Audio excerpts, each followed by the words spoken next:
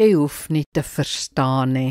Romeine 11 verse 33 en 34 sê, O diepte van die rykdom en wysheid en kennis van God, hoe ondeurgrondelik is sy oordeele en hoe onnaspeurbaar sy weë, want wie het die gedagte van die Here geken, of wie het as sy raadsman opgetree?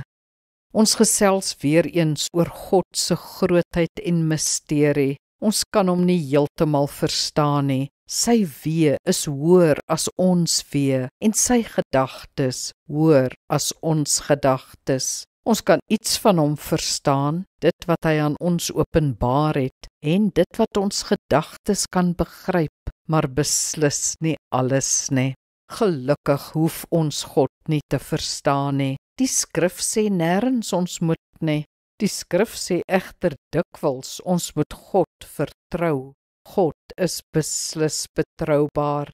Hy is goedertieren. Met ander woorde, sy liefde vir ons is konstant. Sy bedoeling met ons is goed. Al verstaan ons nie waarom ons teëspoed of uitdagings beleef nie.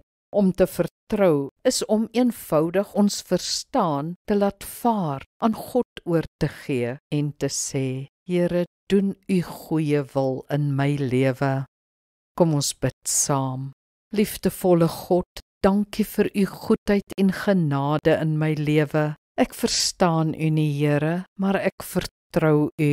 U ken my hart en my behoeftes. U weet wat my gebed en my smeking is. Nogtans is u wil beter as my wil.